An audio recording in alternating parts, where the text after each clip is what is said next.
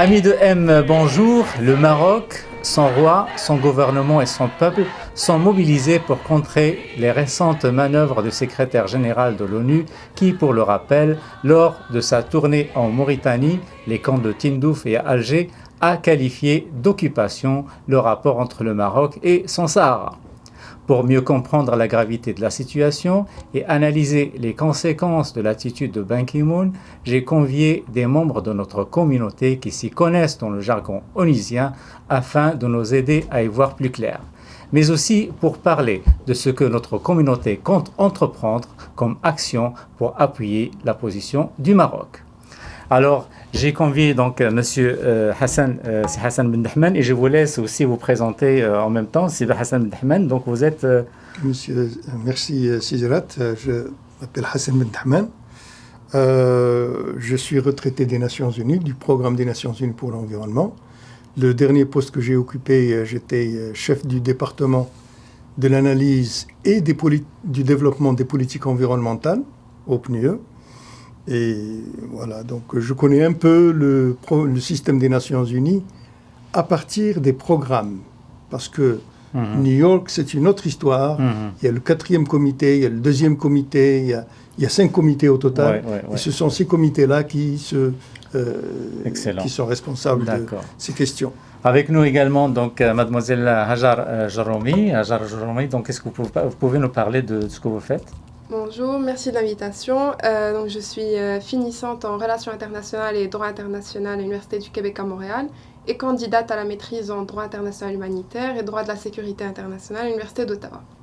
Et bien sûr, j'ai avec moi également mon confrère, c'est Abdelghani Dadis que vous connaissez. C'est Abdelghani Dadis, je vous laisse vous présenter aussi. Abdelghani Dadis, journaliste, animateur communautaire.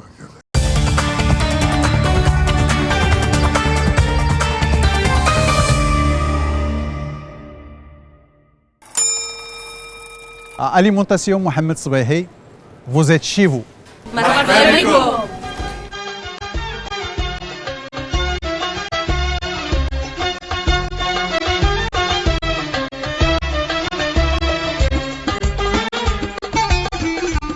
Je commence par toi, c'est Abdelghani. On va se tutoyer parce qu'on est entre famille, entre communautés également. C'est Abdelghani, est-ce que tu peux nous dresser un peu la situation? De quoi il s'agit? C'est quoi cette crise-là à laquelle fait face le Maroc? Oui.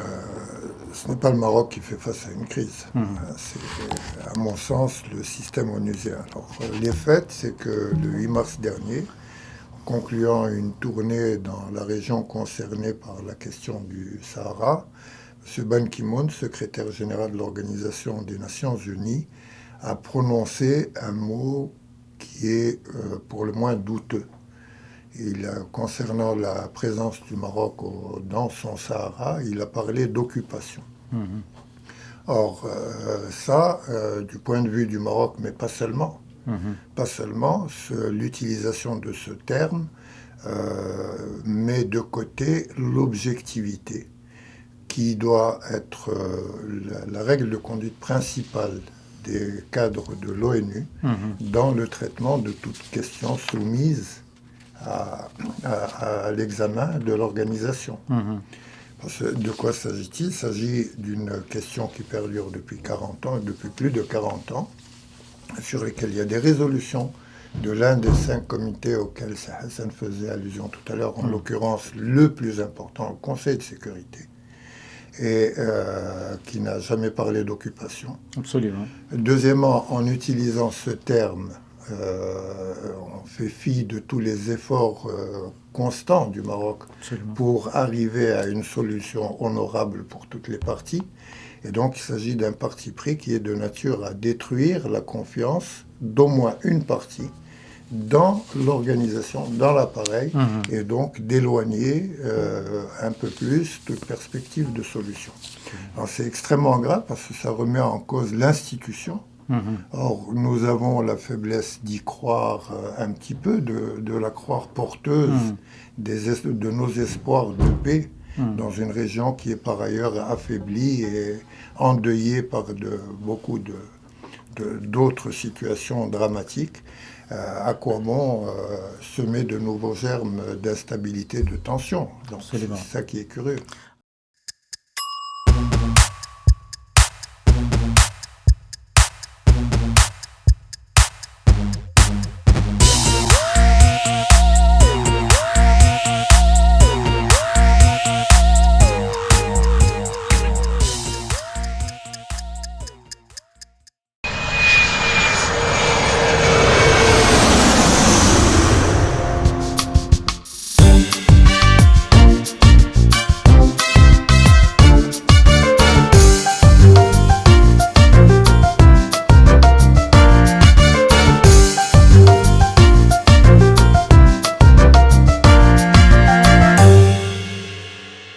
Non seulement ça, mais beaucoup d'experts et d'analystes disent que par ses propos, le secrétaire général des Nations Unies viole quand même des points, des clauses importantes de la Charte des Nations Unies. Alors justement, Hajar, toi, tu es plus en mesure de nous en parler. Effectivement, le chapitre 15 de la Charte des Nations Unies, qui est le texte fondateur de l'organisation elle-même et qui confère au secrétaire général les pouvoirs administratifs, techniques et politiques dans l'exercice de ses pouvoirs, stipule justement dans l'article 100 un principe essentiel dans le droit des organisations internationales en général et à l'ONU spécifiquement, qui est celui de l'indépendance. On sait bien que la fonction essentielle du secrétaire général est une fonction de médiation, et qui dit médiation dit un principe clé qui est celui de l'indépendance et de l'impartialité pour assurer justement la confiance de toutes les parties prenantes. Ce principe-là d'indépendance signifie deux choses essentiellement, que le secrétaire général des Nations Unies ne doit agir sous aucune pression d'une entité politique particulière, et en second lieu, que ses actes, ses attitudes et ses propos doivent être motivés par une seule motivation, et qui est la poursuite des objectifs même de l'ONU, que sont le maintien de la paix et de la sécurité internationale. Donc, le secrétaire général des Nations Unies a fait preuve d'une attitude partiale, en fait, en défendant les intérêts d'une partie et la thèse d'une partie, contrairement à celle du Maroc, qui d'ailleurs a été saluée par les principales puissances du Conseil de sécurité et par de nombreux États membres de l'ONU. Très bien, Hajar, merci. C'est Abdelrahman, M. Ban Ki-moon, donc en réaffirmant et en confirmant le terme occupation, il a dit qu'il a fait ça, sa déclaration était liée, et je lis un peu le passage dans son communiqué, sa réaction, c'est une réaction personnelle liée aux conditions humanitaires déplorables auxquelles fait face depuis très longtemps les réfugiés sahraouis dans les camps dans les camps. Alors ça veut dire quoi personnel? Est-ce qu'il n'y a pas justement là quand même un précédent à ce que le secrétaire général des Nations Unies confond entre ses émotions et son avis personnel et les Nations Unies en tant que système? Est-ce qu'il n'y a pas ici une confusion, et est-ce que ça ne risque pas justement d'influencer cette attitude personnelle, d'influencer les membres du Conseil de sécurité? Alors, il est vrai que les conditions humanitaires sont déplorables dans les camps de Tindouf, et il incombe aux Nations Unies de résoudre ce problème. Tout à fait. Parce que justement, c'est pour ça qu'on lui a confié la question, il s'agit tout d'abord de identifier ces gens-là, qui sont des véritables Sahraouis, des citoyens marocains, et qui sont des intrus. Et ça, c'était extrêmement important avant d'aller plus loin. Et donc, ce n'est pas seulement pour des questions de démocratie et de bonne gouvernance, mais c'est aussi une question de sécurité. Avec tout ce qui se passe en Libye, au Mali, au Niger, et les déplacements humains dans cette région-là, on risque de ne plus savoir qui est qui. Absolument. Et donc, pour d'abord préserver les droits des Sahraouis qui sont dans les camps de Tindouf, et pour assurer la sécurité de la région, il est absolument impératif de résoudre le problème. Et je suis tout à fait d'accord avec M. Ban Ki-moon, qui se préoccupe des conditions humanitaires.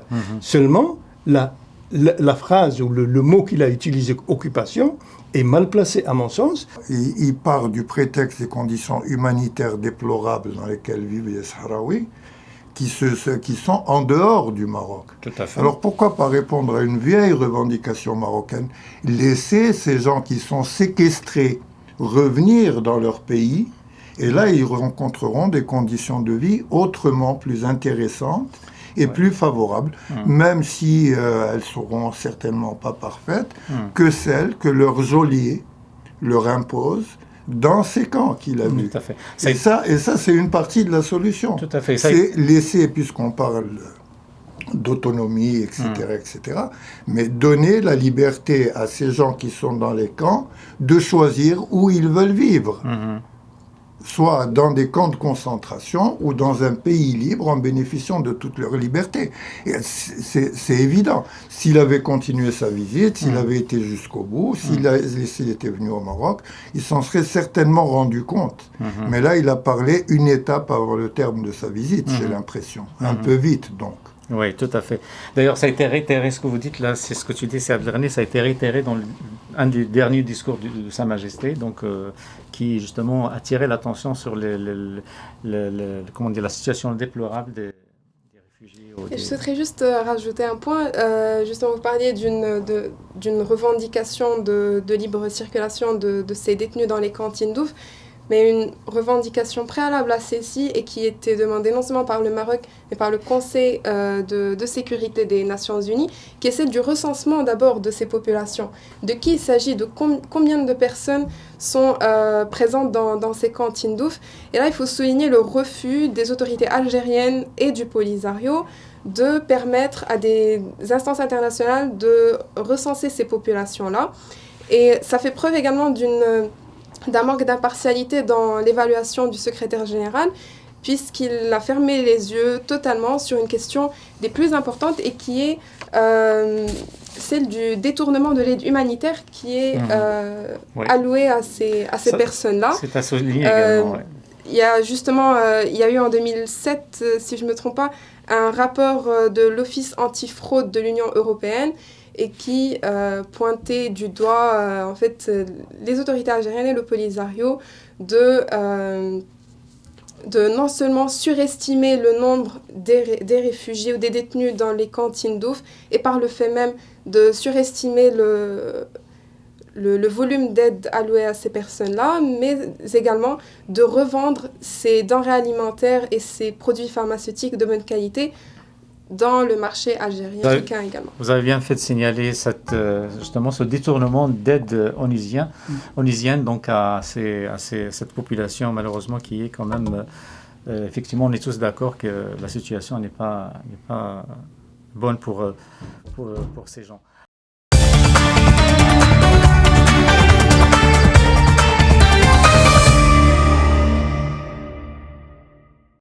Alors, donc là, on va passer justement à la réaction du Maroc. Donc, comme vous savez, le Maroc a pris une série de mesures, donc en réaction au fait que le secrétaire général maintient ses propos, donc malgré la visite du ministre marocain des Affaires étrangères, et le communiqué qui a suivi, donc confirme effectivement que Ban Ki-moon n'a pas dit ça d'une manière juste innocente. Donc il maintient ses propos.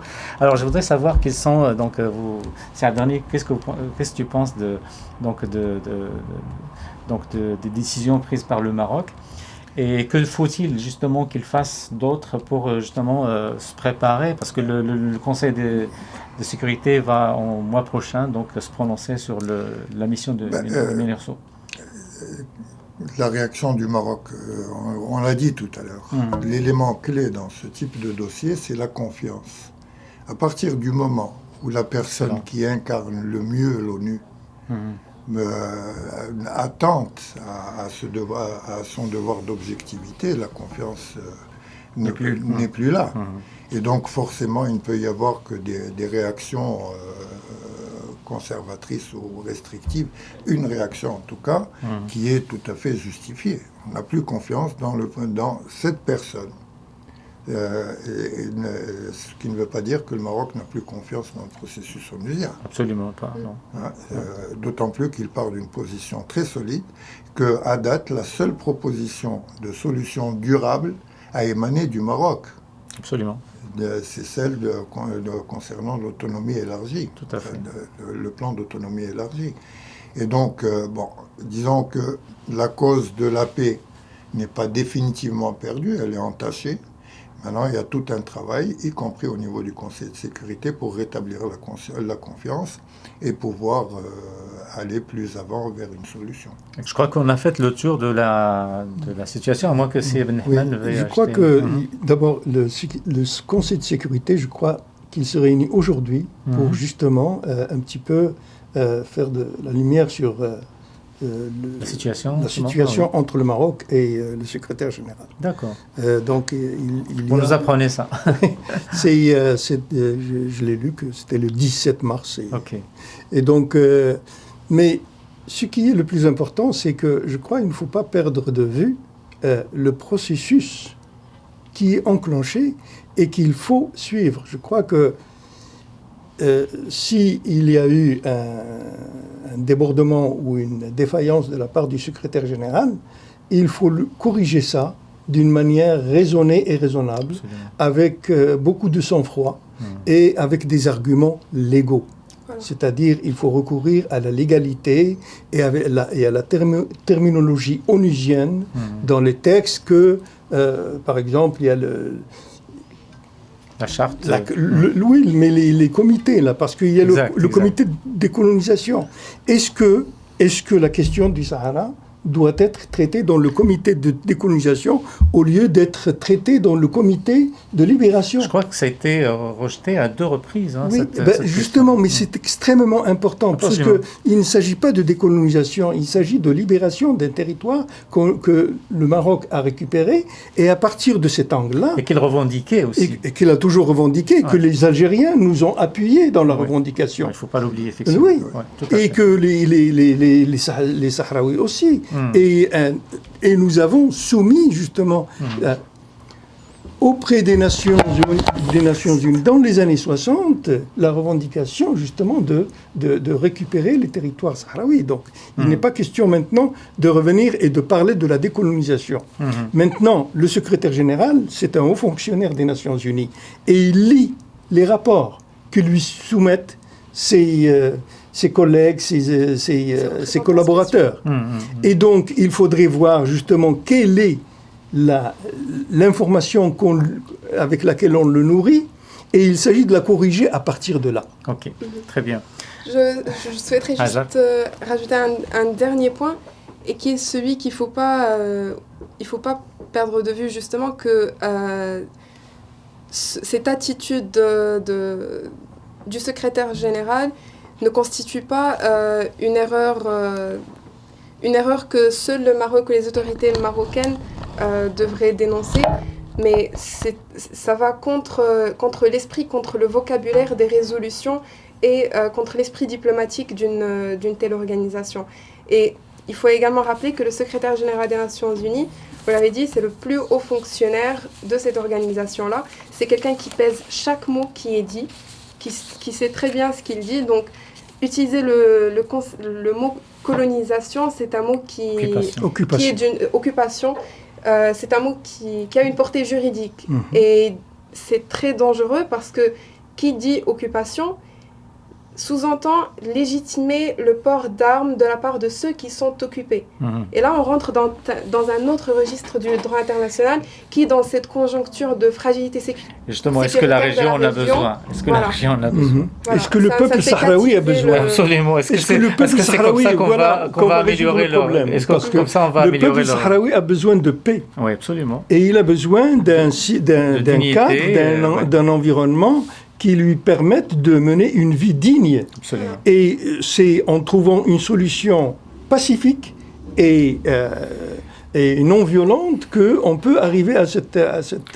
Et c'est la mission même de l'ONU. On peut essayer de fignoler un petit peu pour lui trouver une échappatoire, parce qu'il faut bien vivre avec le secrétaire général et avec ses décisions. Du moins jusqu'à la fin de son mandat. Occuper pour lui peut-être que tant qu'il n'y a pas eu de résolution claire et définitive, le Maroc occupe le terrain.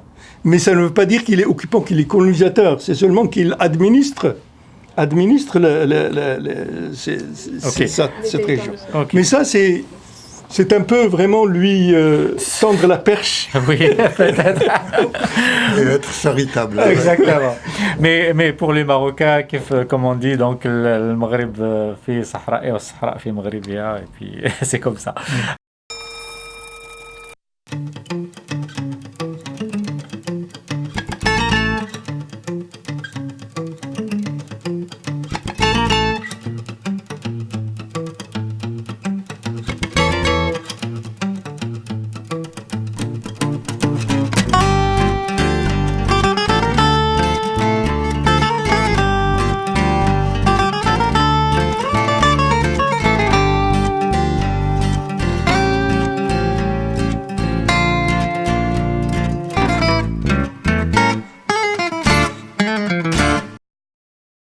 Maintenant, on va revenir donc à la communauté marocaine ici au Canada, comme toutes les communautés marocaines à travers le monde, est interpellée par ce qui se passe et les propos de M. Ban Ki-moon donc l'a blessé également. Donc la communauté marocaine au Canada, comme tous les Marocains à travers le monde et au Maroc également, rappelons que 3 millions de Marocains ont manifesté la semaine dernière, donc et ont marché dans les artères de Rabat, chose qui a déplu à M. Ban Ki-moon. Ça l'a mis en colère apparemment. Oui. Ça l'a déçu, mais bon, c'est que le début. Il nous a déçus. Absolument. Donc là, justement, hier, il y avait une réunion entre plusieurs membres de la communauté, et donc on a réfléchi à une action. Alors, qui veut nous en parler? C'est Abdelrahim peut-être? Hajar. Oui, vas-y, Hajar. Voilà, donc en fait, comme réponse tout à fait naturelle et logique de la communauté marocaine au Canada, on dénonce les propos du secrétaire général des Nations Unies. Et pour manifester notre mécontentement, on se rassemble pacifiquement samedi, le 19, ce serait le 19, de 14h à 16h devant le siège de l'OACI. Et on souhaite que tous nos compatriotes marocains, québécois, canadiens qui nous supportent dans cette dénonciation soient des nôtres samedi. Alors, j'ajouterais que la question, bien sûr, le segment d'origine marocaine de la population montréalaise, québécoise et canadienne est concerné au premier rang par l'actualité. Mais en fait, au moment où le Canada, par la voix de son Premier ministre, veut réintégrer l'appareil onusien, probablement parce qu'à Ottawa, on s'est rendu compte que ça n'allait pas trop bien, qu'il fallait peut-être rééquilibrer. Alors, à ce moment, on ne peut que penser aussi à toutes les causes dont l'ONU a à connaître et à chercher aussi à dire aux responsables onusiens que ce n'est pas en manquant à la charte, en violant les principes, qu'on va rétablir l'espoir qui nous manque tant par les temps qui courent. Et donc, au-delà de ce qui nous motive principalement, la question de l'intégrité territoriale du Royaume du Maroc, il y a aussi le souci de voir l'ONU revenir à une approche plus juste de son rôle et essayer de gagner ainsi en efficacité. Absolument. Et à contribuer, comme les colombes de son logotype, à promouvoir la paix et l'espoir de la paix. Tout à fait. Voilà. L'espoir de la paix, uniquement.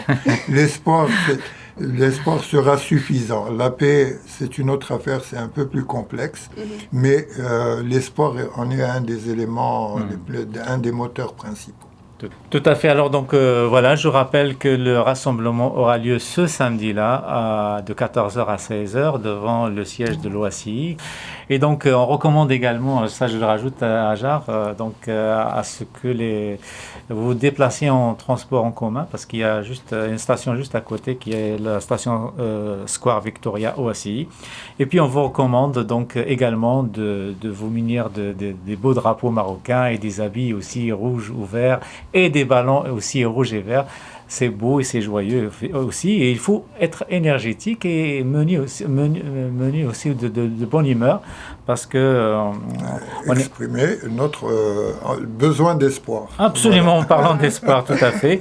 Et puis, nous vous recommandons également de ne pas proférer d'insultes ou de ramener des dessins, des caricatures ou de proférer des propos dégradants également, parce qu'il faut qu'on reste zen et digne également. Donc voilà, j'espère que vous avez eu un aperçu, une idée sur la situation et puis sur ce que nous allons entreprendre comme communauté ici au Canada pour essayer de